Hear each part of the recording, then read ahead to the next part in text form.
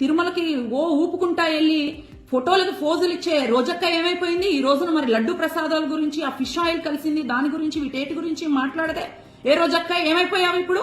వెనకాల నుంచి విఐపి దర్శనాలని చెప్పేసి నీ మనుషుల్ని, నీ వాళ్ళని, నీ కాన్స్టిట్యున్సీలో వాళ్ళని, మిగిలిన వాళ్ళకి బ్లాక్ లో టికెట్లు అమ్ముకొని దర్శనాలు చేపించినప్పుడు, అదే కొండ మీద నువ్వు ఆదాయాన్ని సంపాదించుకున్నప్పుడు నువ్వు అక్కడే ఉన్నావు కదా. మరి ఈ రోజున అన్న ప్రసాదాలలో ఫిష్ ఆయిల్ కలిసి అపవిత్రం చేసినప్పుడు నీ పార్టీ అనా, నీ నాయకుడనా? అంటే నీ పార్టీ గాని, నీ నాయకులు గాని, ఎవరు ఏం చేసినా గాని ప్రజల మనోభావాలతో గాని, వేటితో గాని మీ అందరికీ సంబంధం లేదా? మీ వాళ్ళందరూ పొలం అనుకుంటా వచ్చేసి పొద్దున్నే వచ్చేసి ప్రెస్ మీట్లు పెట్టుకుంటారా? హిందూ సనాతన ధర్మాన్ని మీరందరూ ఏం చేయాలనుకుంటున్నారు? దాని గురించి మీరు మాట్లాడింది. చంద్రబాబు నాయుడు గారు, మీకు ఇదే విన్నపం చేస్తా ఉన్నాము.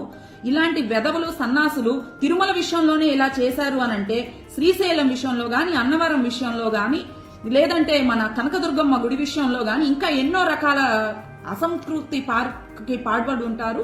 కాబట్టి వాటన్నిటి మీద కూడా మీరు ఎంక్వైరీ చేసి వాటి మీద కూడా మీరు ఎంక్వైరీ చేయాల్సిందిగా మేము మనస్ఫూర్తిగా వేడుకుంటా ఉన్నాము.